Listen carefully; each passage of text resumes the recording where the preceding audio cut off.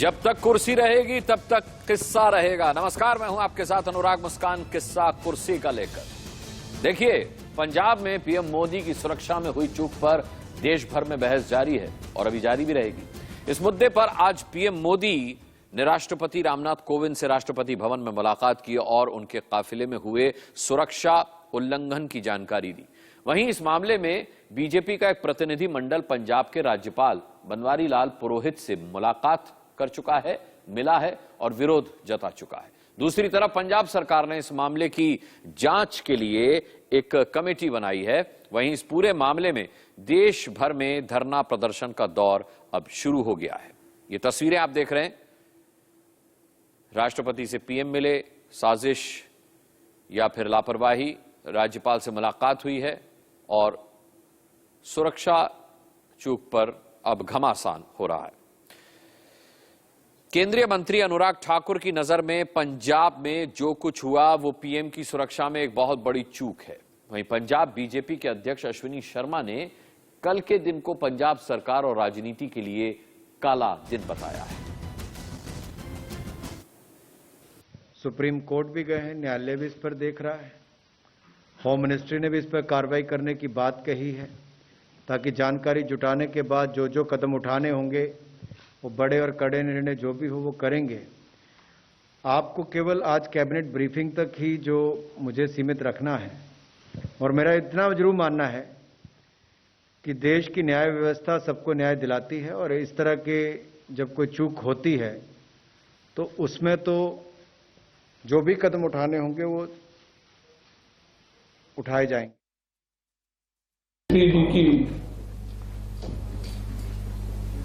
सुरक्षा में मैं ये कहूंगा चूक नहीं, साजिश के तहत जो खिलवाड़ किया गया, इससे लोकतंत्र भी और पंजाबियत भी शर्मसार हुई है। और ये अपराध पंजाब की सरकार के शय पर ही हुआ है। अनेक बातें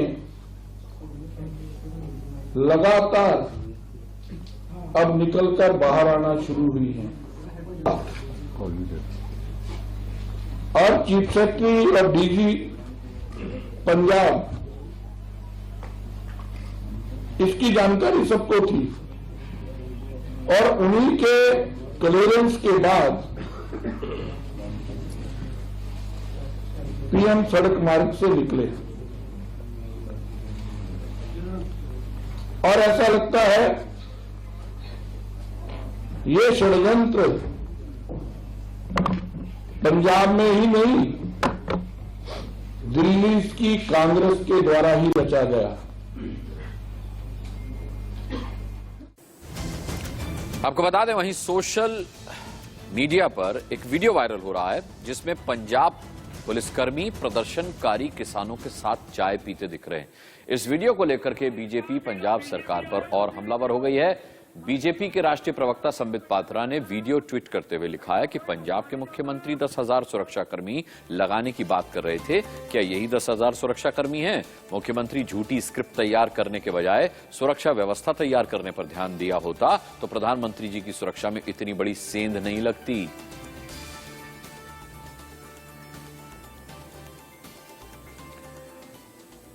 किसान नेता राकेश टिकैत ने पीएम की सुरक्षा में चूक को सियासी स्टंट बताया है। वहीं फिरोजपुर में प्रदर्शन करने वाले किसान संगठन के नेता सुरजीत सिंह ने पीएम का रास्ता रोकने के लिए किसानों को धन्यवाद दिया है। न्यूज चल रही है कि बच गए, मौत से वापसी आए हैं, ये तो इस तरह का ये लगता है कि ये पूर्ण रूप से एक स्टंट है। जो चैनल वाले भी कह रहे हैं कि वहां से बच के आ गए, तो अगर ये था कि बच के आ गए तो फिर गए क्यों थे? तो ये पूर्ण रूप से एक सहानुभूति बटोरने का एक सस्ता जरिया ढूंढने की कोशिश करी गई है।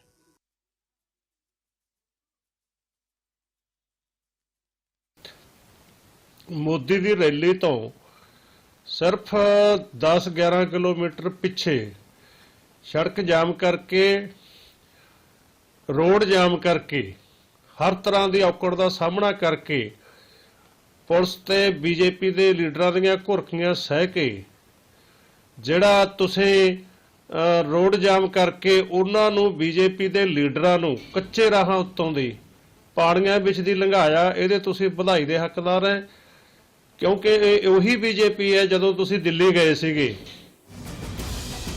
प्रधानमंत्री नरेंद्र मोदी की सुरक्षा में चूक के मामले में अब राजनीति तेज हो गई है, होनी ही थी। पंजाब बीजेपी के अध्यक्ष अश्विनी शर्मा ने इस घटना की कड़ी निंदा की है और वहीं भोपाल में सीएम शिवराज सिंह चौहान ने चन्नी सरकार पर हमला बोला और महाकाल मंदिर में पीएम की लंबी उम्र की कामना की। दूसरी ओर बीजेपी के राष्ट्रीय महामंत्री दुष्यंत गौतम ने भी इस चूक पर गंभीर सवाल उठाए। सरकार किस प्रकार पीएम ਦੀ ਸੁਰੱਖਿਆ ਨੂੰ ਲੈ ਕੇ ਨॉन ਸੀਰੀਅਸ ਸੀ ਔਰ ਅਸੀਂ ਰਾਜਪਾਲ ਜੀ ਕੋਲੋਂ ਇਹ ਵੀ ਮੰਗ ਕੀਤੀ ਹੈ ਕਿ ਹੋਮ ਮਿਨਿਸਟਰ और डीजीपी ਨੂੰ तुरंत बर्खास्त ਕੀਤਾ ਜਾਣਾ ਚਾਹੀਦਾ ਹੈ और एक बहुत बड़ा षड्यंत्र नजर आता है। लेकिन राजनीतिक विद्वेष इतना कैसा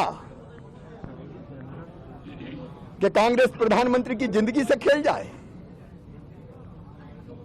कल जिन परिस्थितियों में उनको फ्लाईओवर पर रहना पड़ा, भगवान की कृपा है कि वो सुरक्षित है। पूरा देश चिंतित है। मैं मैडम श्रीमती सोनिया गांधी और राहुल गांधी जी से कहना चाहता हूं कि राजनीतिक मतभेद ऐसा नहीं होता कि विद्वेष की अग्नि में आप जल उठो। देखिए, आज़ाद भारत में पहली बार देखने को लिए मिला है कि देश के प्रधानमंत्री को राज्य सरकार सुरक्षा नहीं दे पाई और सुरक्षा ही नहीं दे पाई बल्कि उन्होंने जो बातें लीक की जिसके कारण किसान रोडों पे आ गए, वो सब लगता है साजिश थी। वहां से 10 किलोमीटर पाकिस्तान था और 15 किलोमीटर या 10 या 15 किलोमीटर पाकिस्तान था और जिस प्रकार का षड्यंत्र रचा गया, ये बहुत ही घिनौना और निंदनीय है।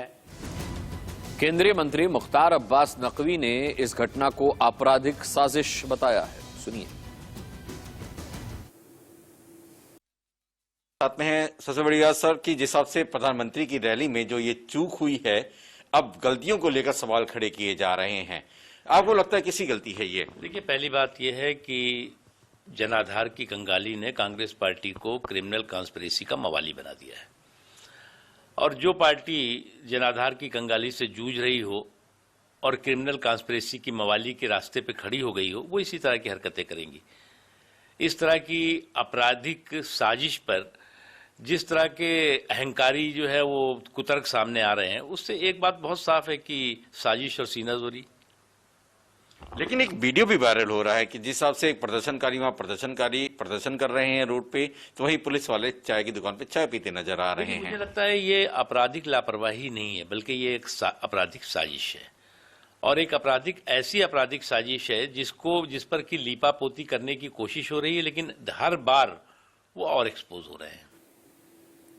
हमारे संवाददाता ऐश्वर्य इस वक्त हमारे साथ तो जुड़ रहे हैं, उनसे बात करते हैं। यहां जब से ये पीएम की सुरक्षा में ऐश्वर्य चूक हुई है, तब से हमने कहा था कि अब ये बात निकली है तो फिर दूर तलक जाएगी। कितनी दूर तलक जा चुकी है बात अब?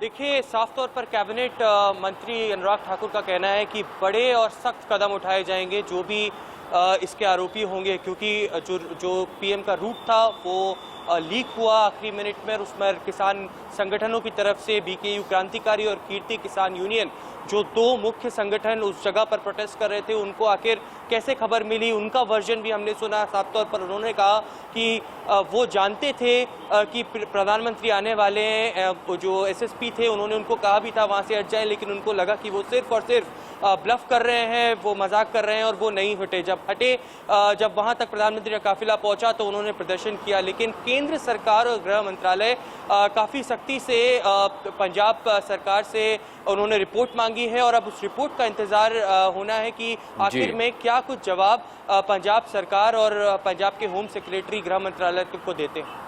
ऐश्वर्या बने रहिएगा आप हमारे साथ, तो आपसे फिर हम संपर्क करेंगे। अभी आते हैं, इससे पहले बता दें दर्शकों को कि पीएम की सुरक्षा में हुई चूक पर पंजाब कांग्रेस के नेताओं ने भी सवाल खड़े किए हैं। कांग्रेस नेता सुनी जाखड़ ने जहां इसे पंजाबियत के खिलाफ बताया है, वहीं फिरोजपुर से कांग्रेस विधायक परमिंदर सिंह पिंकी ने भी सवाल उठाए हैं। परमिंदर सिंह पिंकी ने इस घटना के लिए पंजाब के डीजीपी को जिम्मेदार बता दिया है।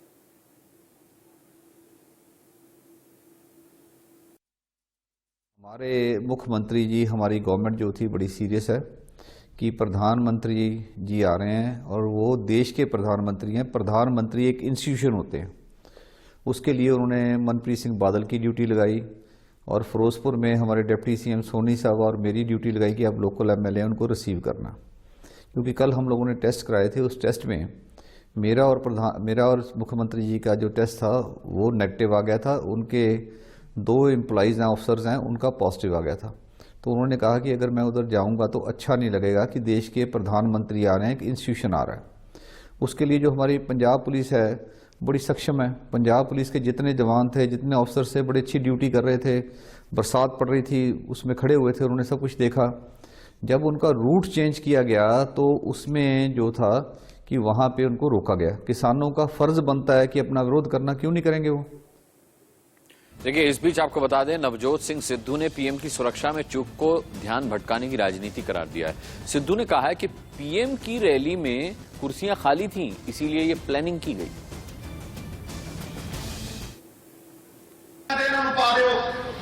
कल पता लग ही गया जो 500 बंदा 70,000 कुर्सी के अगे बैठा सी ते अज 20,000 बंदा एक नहीं हिलिया। ते जदों जिताऊंगे उदों आऊंगा। ते फिर धन्नवाद जे ना सिद्धू ने कीता ते मां दा जणिया ना कहना इत्थे ही पंडाल लवांगे ते इत्थे ही सिद्धू तुहाडा धन्नवाद करेगा। ऐश्वर्या हमारे साथ लगातार जुड़े हुए हैं। ऐश्वर्या, इस पर अब राजनीति तो हो ही रही है और कुछ नवजोत सिंह सिद्धू जैसे नेताओं के मजाहिया बयान, नॉन सीरियस स्टेटमेंट्स भी सामने आ रहे हैं। सीएम चन्नी ने भी एक जांच समिति बिठाई है जिससे 3 दिन में रिपोर्ट उन्होंने मांगी है। हालांकि कल चन्नी खुद कह रहे थे कि भाई रूट अचानक से डाइवर्ट किया गया, हमें जानकारी नहीं थी। कुल मिलाकर के दिल्ली में जो राजनीति इस पूरे मुद्दे को लेकर के चल रही है, उस पर ताजा अपडेट क्या है? देखिए, कांग्रेस के तमाम नेता और मुख्यमंत्री चरणजीत सिंह चन्नी भी आज ये कहते हुए दिखे कि इसमें मेरा दोष नहीं है कि प्रधानमंत्री की जो रैली होनी थी उसमें कुर्सियां खाली थी। ये नवजोत सिंह सिद्धू और कांग्रेस के कई नेता लगातार कह रहे हैं, लेकिन ये बात तय है और ये बात बहुत ही ज़्यादा प्रॉब्लमेटिक इस वजह से है क्योंकि प्रधानमंत्री 15 से 20 मिनट तक उस हाईवे पर फंसे रहे और सुरक्षा में भारी चूक नजर आई। दिल्ली के अंदर कांग्रेस और भारतीय जनता पार्टी के बीच आज भी वॉर ऑफ वर्ड्स नजर आए। कहीं ना कहीं दोनों एक दूसरे के ऊपर आक्रमण करते हुए नजर आए। कांग्रेस का यही कहना है कि पंजाब की सरकार और पंजाब के मुख्यमंत्री प्रधानमंत्री की सुरक्षा के में सेंध किसी तरीके से नहीं लाना चाहते थे। ये आखिरी समय पर उनको प्लान डाइवर्शन का पता लगा और इसी वजह से ये सब कुछ हुआ। लेकिन भारतीय जनता पार्टी के नेताओं का ये कहना है कि क्योंकि प्रधानमंत्री की सुरक्षा में चूक हुई है, सबसे पहली जिम्मेदारी मुख्यमंत्री की बनती है और उनको उनके पद से इस्तीफा दे देना चाहिए। चलिए ऐश्वर्या, इस खबर पर नजर बनाए रखिएगा। आपसे अपडेट हम समय समय पर लेते रहेंगे। फिलहाल जानकारी के लिए आपका बहुत बहुत धन्यवाद। देखिए, पीएम की सुरक्षा में लापरवाही के मुद्दे पर आपको बता दें देश भर में जमकर प्रदर्शन भी किया गया। जम्मू से लेकर आंध्र प्रदेश के विजयवाड़ा तक में जोरदार प्रदर्शन किया गया।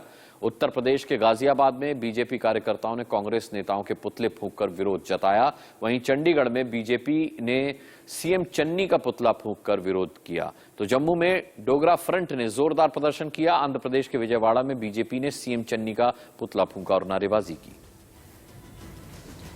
ये चारों ही तस्वीरें आपके सामने। आपको बता दें कल पीएम मोदी की सुरक्षा में चूक के मामले में भारतीय जनता पार्टी युवा मोर्चा ने अमृतसर में आज कैंडल मार्च निकाला। युवा मोर्चा कार्यकर्ताओं ने पीएम की सुरक्षा में चूक को लेकर के चन्नी सरकार पर निशाना साधा। उधर श्रीनगर में भी बीजेपी इकाई ने प्रधानमंत्री नरेंद्र मोदी की सुरक्षा में हुई चूक को लेकर के कैंडल मार्च निकाला। एक मिसाल मार्च निकाला जा रहा है, जिसके संदर्भ में आज अमृतसर में भी एक मिसाल मार्च निकाला गया है। कल प्रधानमंत्री पीएम मोदी जी हमारे पंजाब में आए थे और जब उनके सुरक्षा कवच तोड़ा गया, उसका कारण एक ही है, पंजाब सरकार की नाकामी। सीएम चन्नी जी ने भाजपा के बढ़ते कदम को देखकर उन्होंने भाजपा को रोकना चाहा, लेकिन भाजपा रुकने वाली नहीं। वहीं दूसरी ओर आपको बता दें, देश के अलग अलग जगहों पर पीएम मोदी की लंबी उम्र के लिए मंदिरों में पूजा अर्चना भी की गई। मध्य प्रदेश भोपाल में सीएम शिवराज सिंह चौहान ने मंदिर में राम नाम का जाप किया। वहीं दूसरी तरफ उज्जैन के महाकाल मंदिर में महामृत्युंजय का जाप किया गया। तो यूपी के गाजियाबाद में दुधेश्वर नाथ मंदिर में भगवान शिव की आराधना की गई। ये 3 तस्वीरें आपके सामने।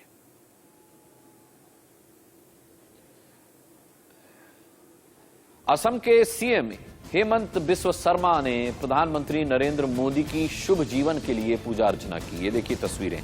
असम के सीएम ने गुवाहाटी के उग्रतारा मंदिर में ये पूजा की और बताया कि उनकी पूजा का मकसद पीएम मोदी की उज्जवल भविष्य और सुखी जीवन की कामना है।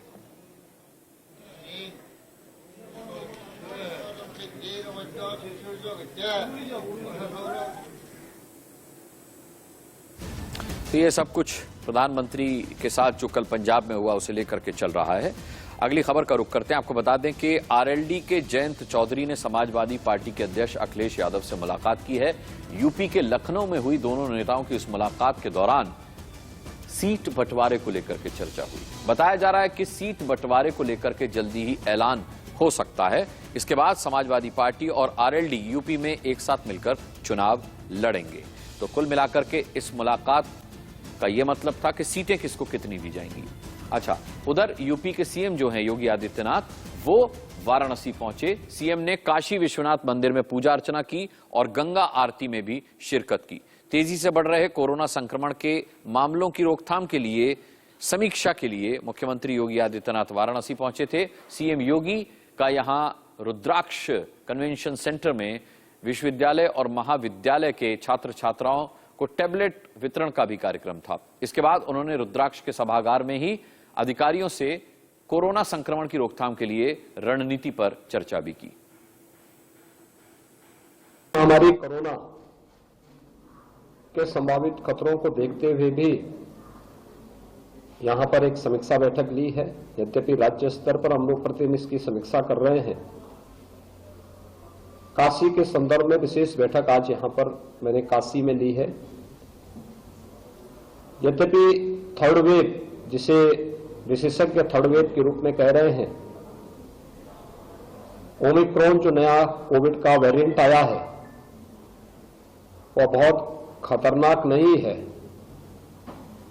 तीव्र संक्रमण है, लेकिन उसका प्रभाव बहुत हल्का है, एक वायरल फीवर जैसा है। लेकिन सतर्कता और सावधानी आवश्यक है। सतर्कता और सावधानी रखते हुए हर व्यक्ति कोरोना के खिलाफ देश की लड़ाई को आगे बढ़ाने में अपना योगदान दें।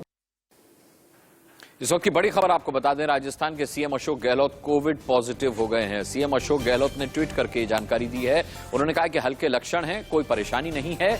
उन्होंने साफ तौर पर इस ट्वीट में लिखा है कि संपर्क में आए लोगों को अब टेस्ट करा लेना चाहिए, ये मैं अपील करता हूं। आपको बता दें, अशोक गहलोत का बेटा भी कोरोना पॉजिटिव है। हल्के लक्षण बताए गए हैं और अपील की है कि जो उनके संपर्क में पिछले दिनों आए हैं वो अपना टेस्ट जरूर करा लें। सीएम अशोक गहलोत राजस्थान के और उनका बेटा कोविड पॉजिटिव। ब्रेक के बाद किस्सा कुर्सी का मैं आपका बहुत बहुत स्वागत है। कोरोना के महामारी के दौरान 5 राज्यों में विधानसभा चुनाव कराने को लेकर के चुनाव आयोग जल्द ऐलान कर सकता है। इन्हीं सब मुद्दों पर चुनाव आयोग की एक अहम बैठक हुई। आपको बता दें, इस बैठक में नीति आयोग, आईसीएमआर के प्रमुख बलराम भार्गव, स्वास्थ्य सचिव राजेश भूषण समेत कई बड़े अधिकारी शामिल हुए। इस बैठक में नीति आयोग के सदस्य और भारत के कोविड टास्क फोर्स के प्रमुख वीके पॉल ने भी बड़ी रैलियों और रोड शो को रोकने को कहा।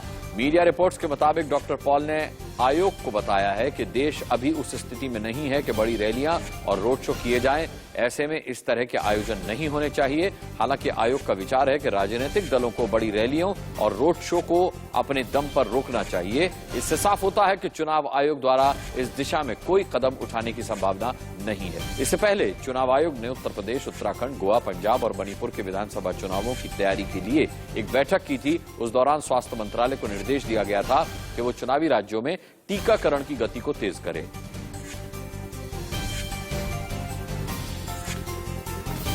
चुनाव आयोग तारीखों का ऐलान तो करेगा, लेकिन चुनाव प्रचार के लिए बड़ी रैलियों पर पाबंदी की मांग के बावजूद क्या ये मांग मानी जाएगी, ये बहुत अहम सवाल है। लगता नहीं कि चुनाव आयोग इस सिलसिले में कुछ करेगा। आशीष सिन्हा हमारे साथ इस वक्त जुड़ रहे हैं, उनसे बात करेंगे। आशीष, ये चुनाव आयोग के रुख से लग रहा है, जिस तरीके से उन्होंने कहा कि बड़ी राजनीतिक पार्टियों को रैलियों पर खुद अपने स्तर पर प्रतिबंध लगाना चाहिए, उनको लिमिटेड करना चाहिए, तो लगता नहीं कि इसकी तरफ से कोई सख्त गाइडलाइन चुनाव आयोग ऐलान करेगा। देखिए अनुराग, चुनाव आयोग सख्त गाइडलाइन तो जरूर जारी करेगा, लेकिन देखना यह होगा कि क्या राजनीतिक पार्टियां उस सख्त गाइडलाइन का पालन करेंगी या नहीं। एक चीज तो क्लियर हो चुकी है कि इन चुनाव में, यानी 5 राज्यों के विधानसभा चुनाव में रोड शो की इजाजत चुनाव आयोग नहीं देने वाला। रैलियों की इजाजत जरूर देगा, लेकिन वो रैलियां कैसी होंगी, उसमें कितने लोग आएंगे, ये सब कुछ चुनाव आयोग तय कर देगा। लेकिन कई बार हमने देखा है अनुराग कि चुनाव आयोग के नियमों की धज्जियां राजनीतिक पार्टियां उड़ा देती हैं। यही वजह है कि चुनाव आयोग ने सभी राजनीतिक पार्टियों से गुजारिश की है, पहले भी की है, कि आप इस तरह की जो वर्चुअल रैली ज्यादा से ज्यादा करें और लोग कम से कम आए। अब देखना ये होगा कि इन चुनाव आयोग अगर 1 या 2 दिनों में, मुझे लगता है अनुराग, नोटिफिकेशन जारी कर देगा, चुनाव आयोग जो है इन 5 राज्यों में चुनावी शंखनाद का आगाज कर देगा, तब ये देखना होगा कि चुनाव इस बार कितना सख्त होता है कोविड की पहली और दूसरी जो लहर है उसके मुकाबले। बिल्कुल देखना होगा। और बहुत बहुत धन्यवाद आशीष इस तमाम जानकारी के लिए आपका। तो देखिए, आशीष सिन्हा बता रहे थे कि सख्त गाइडलाइन तो आएगी, लेकिन राजनीतिक दल उस पर किस कदर और कैसे अमल करेंगे, ये देखने वाली बात होगी। बहरहाल आपको बता दें, कोरोना महामारी के बीच 5 राज्यों में चुनाव कराने पर अलग अलग राज्यों में हालात कैसे हैं, इस पर ज्यादा जानकारी दे रहे हैं हमारे तमाम संवाददाता। देखिए, के बीच 5 राज्यों में चुनाव होने वाले हैं, जिसमें उत्तर प्रदेश भी है। उत्तर प्रदेश में सारे सियासी दलों ने अपनी अपनी जो रैलियां होनी थी उसको स्थगित कर दिए है। चाहे हम भारतीय जनता पार्टी की बात करें, समाजवादी पार्टी की बात करें या कांग्रेस की बात करें। देखने वाली बात है, आज चूंकि स्वास्थ्य मंत्रालय और चुनाव आयोग के बीच बैठक होने वाली है, उसी बैठक में तय होगा कि कैसे कब चुनाव कराना है। लेकिन उत्तर प्रदेश में जो लोगों के मन में एक संशय बना हुआ है, डर बना हुआ है कोरोना को लेके, उनका डर वाजिब है। जिस तरीके से लगातार और कोरोना के मरीजों की संख्या बढ़ रही है, चाहे डेल्टा वेरिएंट की बात करें या ओमिक्रॉन की बात करें, कहीं ना कहीं उत्तर प्रदेश के लिए ये चिंता की बात है। कोरोना के बढ़ते मामले के बीच चुनाव आयोग ने अपनी तैयारी तकरीबन पूरी कर ली है। राज्य में एक तरफ कोरोना के बढ़ते मामले को देखते हुए नाइट कर्फ्यू के समय में बढ़ोतरी कर दी गई है, तो दूसरी तरफ निर्वाचन आयोग ने अपनी तैयारी पूरी तरह से पूरी कर ली है।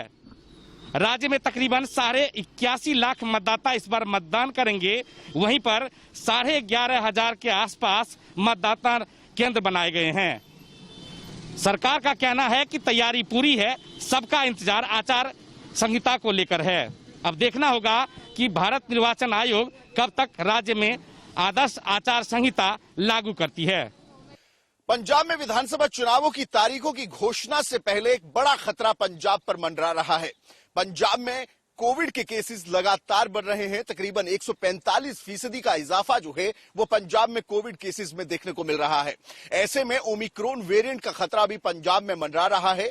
पंजाब सरकार एडमिनिस्ट्रेशन को पहले ही रिस्ट्रिक्शंस और गाइडलाइंस जारी कर चुकी है, जिन्हें लोगों तक इंप्लीमेंट कराने को लेकर एडमिनिस्ट्रेशन को निर्देश दिए गए हैं, जिसमें नाइट कर्फ्यू इंपोज किया गया है। इसी के साथ साथ कुछ रिस्ट्रिक्शंस लगाई गई हैं, स्कूल कॉलेजेस को बंद किया गया है। लेकिन अभी भी सबसे बड़ी बात, सबसे बड़ा कदम पंजाब में नहीं उठाया गया है, जो कि तमाम जगहों पर देखने को मिल रहा है। तमाम राजनीतिक पार्टियां पंजाब में पॉलिटिकल रैलीज कर रही हैं, गैदरिंग्स कर रही हैं, जिसमें हजारों की संख्या में भीड़ उमड़ती है, जो कि बिना सोशल डिस्टेंसिंग, बिना मास्क पहने लोगों को वहां पर देखा जा सकता है।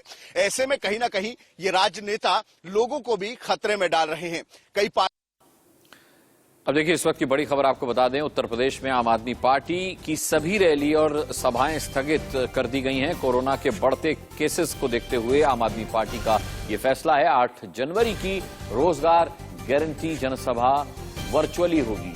8 जनवरी को बनारस में भी रोजगार गारंटी रैली होनी थी, यह वर्चुअली होगी।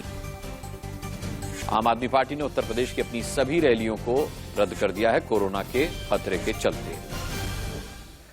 इस बीच खबर यह भी है कि कोरोना को देखते हुए, कोरोना के बढ़ते प्रकोप को देखते हुए लखनऊ में कांग्रेस ने वहां अपनी तमाम रैलियां रद्द कर दी हैं। ऐसे में सवाल यह है कि फिर चुनावी प्रचार कैसे होगा? आखिर ऐसे हालात में अब क्या होगी कांग्रेस की चुनावी रणनीति? इस पर इंडिया न्यूज संवाददाता रजत राकेश टंडन ने यूपी प्रदेश कांग्रेस अध्यक्ष अजय कुमार से खास बातचीत की। बढ़ते केसेस के चलते राजनीतिक दलों ने यह फैसला किया है कि वो पॉलिटिकल रैलीज नहीं करेंगे, बड़े रोड शोज नहीं करेंगे। तो अब प्रचार कैसे होगा? हमारे साथ बातचीत करने के लिए उत्तर प्रदेश कांग्रेस के अध्यक्ष अजय कुमार लल्लू जी, बहुत स्वागत है इंडिया न्यूज़ में। धन्यवाद। लल्लू जी, हमने देखा जब अमेरिका में भी चुनाव थे तो उस वक्त रैलीज छोटी की गई, mode of connect to the people different था, टेक्नोलॉजी का इस्तेमाल हुआ। आप एक पार्टी के अध्यक्ष हैं जो चुनाव लड़, कैसे कनेक्ट करेंगे आप लोग जनता से? देखिए, सभी राजनीतिक दलों ने अभी फैसला नहीं है। कांग्रेस पार्टी ने एक पत्र लिखा 30 तारीख को चुनाव आयोग से अनुरोध किया कि कोविड के बढ़ते हुए प्रकोप को देखते हुए छोटे छोटे नुक्कड़ सभा, छोटी छोटी सभाएं, डोर टू डोर कैंपेन और वर्चुअल रैली का आयोजन हो, जिससे जो कोविड के नियमों का भी पालन हो सके और खासकर जो बढ़ती हुई कोविड है उससे कोई संक्रमित न हो पाए। आपको याद होगा पिछले समय पंचायत चुनाव में 2500 से अधिक शिक्षक काल के गाल में सभा गए थे जिन्होंने चुनाव कराया था। साथ ही साथ बहुत सारे सेक्टर प्रभारी भी थे जो अधिकारी थे, उन लोगों ने भी जान गंवाई थी। बहुत सारे आंगनबाड़ी, आशा कर्मी और तमाम जो पंचायत सेवक वो भी जान गंवाए थे। तो मैं समझता हूं कि उनके जान जीवन की भी सुरक्षा की जिम्मेदारी हमारी है। सरकार को चाहिए था इसकी पहल करे, प्रधानमंत्री को चाहिए था, लेकिन उन लोगों ने नहीं की। कांग्रेस पार्टी ने मैराथन दौड़ बंद की कि भाई कोविड का प्रकोप न बढ़े। अभी हम लोगों ने बड़ी रैली को भी स्थगित किया है और मैं समझता हूं कि अब सारी पार्टियों को इस पर विचार करना चाहिए और खासकर चुनाव आयोग को इसके लिए आवश्यक निर्देश जारी करें। और मैं समझता हूं कि जो एक राज्य की परिकल्पना होती है कि कोई भी चुनी हुई सरकार लोक कल्याणकारी राज्य की स्थापना करेगी, तो जब लोगों का जीवन ही सुरक्षित नहीं रहेगा। अब आपको एक ग्राफिक्स दिखाते हैं, बताएंगे आपको कि जिन राज्यों में चुनाव हैं वहां किसकी सरकार है और किस सीएम की साख जो है वो दांव पर। देखिए, उत्तर प्रदेश में बीजेपी की सरकार है और मुख्यमंत्री हैं योगी आदित्यनाथ, है ना। इसके अलावा उत्तराखंड में बीजेपी की सरकार है, मुख्यमंत्री हैं पुष्कर सिंह धामी। पंजाब में कांग्रेस की सरकार है, मुख्यमंत्री हैं चरणजीत सिंह चन्नी। गोवा में बीजेपी की सरकार है प्रमोद सावंत की और मणिपुर में बीजेपी की सरकार है एन बीरेन सिंह की। ये सवाल है कि क्या कहता है गणित? उत्तर प्रदेश में लोकसभा का गणित क्या था? कुल सीटें कितनी थी और किसको कितनी मिली? 80 सीटों में से बीजेपी को 62 सीटें मिली थी, बीएसपी को 62 सीटें मिली थी। 80 सीटें बीजेपी को, 62 बीएसपी को। इसके अलावा 10 अपना दल को मिली थी, 2 समाजवादी पार्टी को और कांग्रेस को 1 सीट मिली थी। ये कुल मिलाकर के गणित था। इसके अलावा उत्तराखंड में अगर बात करें 2017 के नतीजों की कुल सीटें थी 70, बीजेपी को 57 सीटें मिली थी, कांग्रेस को 11 सीटें मिली थी और निर्दलीय के खाते में गई थी 2 सीटें। ये वहां का गणित था। अब इसके अलावा अगर आप देखें तो क्या कहता है ये गणित और अब इन जो आगामी चुनाव हैं इनमें ये गणित कितना बदलेगा? आपको इस बीच ये भी बता दें कि आरएलडी के जयंत चौधरी ने समाजवादी पार्टी के अध्यक्ष अखिलेश यादव से मुलाकात की है। तस्वीरें आपने देखी होंगी। यूपी के लखनऊ में दोनों नेताओं की मुलाकात के दौरान सीट बंटवारे को लेकर के चर्चा हुई। बताया जा रहा है कि सीट बंटवारे को लेकर के जल्दी ही ऐलान हो सकता है। इसके बाद समाजवादी पार्टी और आरएलडी यूपी में साथ मिलकर चुनाव लड़ेंगे। दोनों नेता लखनऊ के जनेश्वर मिश्रा ट्रस्ट के भवन में मिले।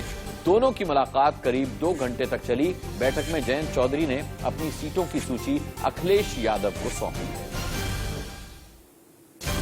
मौसम भले ही सर्द है, लेकिन जयंत चौधरी अखिलेश यादव की मुलाकात ने एक बार फिर यहां का सियासी तापमान अब बढ़ा दिया है।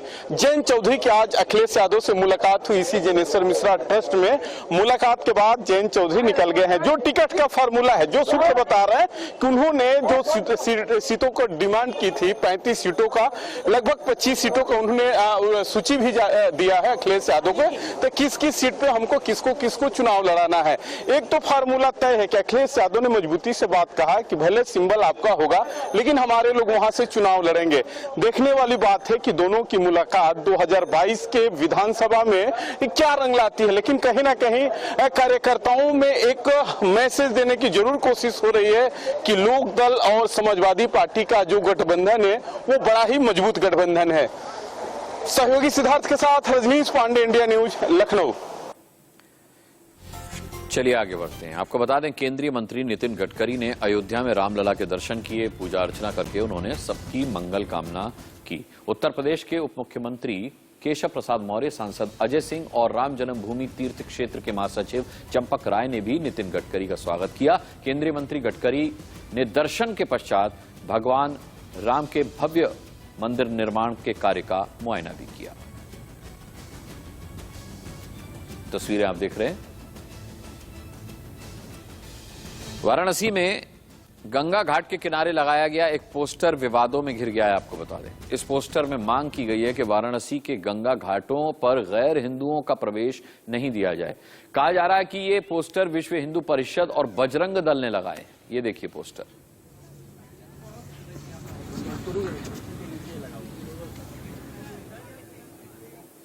अगली खबर बताते हैं आपको। पंजाब के पटियाला से कैप्टन अमरिंदर सिंह ने चुनाव लड़ने की संभावना जताई है। उन्होंने कहा है कि पंजाब की वर्तमान सरकार का जाना बहुत जरूरी है, साथ ही ऐसी सरकार का आना भी जरूरी है जो पंजाब के लोगों का भला करे। अमरिंदर सिंह ने कहा है कि पीएम के साथ पंजाब में जो कुछ भी हुआ वो निंदनीय है और पूरी दुनिया में पंजाब की अब मजाक उड़ रही है।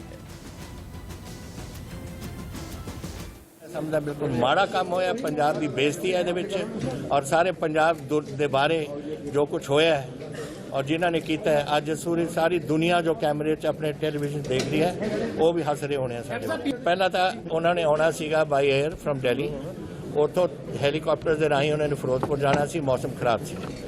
फिर एसपीजी एक अपनी कॉन्वॉय रख दी है। वो 3 सड़कों का इन्होंने ऑल्टरनेटिव बनाया होंगे कि इस सड़क पर या दूसरी सड़क पर या तीसरी सड़क पर, और उस तो बाद फिर 3 है जो सेफ हाउस भी रखे जाते हैं। That is the thing. ये सब कुछ पंजाब पुलिस, पंजाब सरकार और दिल्ली के जोड़े प्राइम मिनिस्टर की टीम है वो रल के बनाती है। तो अज कहना कि सानू पता ही नहीं सी, बिल्कुल झूठ बोल रहा है। मैंने कहा ना, जब तक कुर्सी है तब तक किस्सा रहेगा। किस्सा कुर्सी का में आज इतना ही। कल फिर शाम 7 बजे हाजिर हो जाएंगे। तब तक के लिए इजाजत दीजिए। नमस्कार।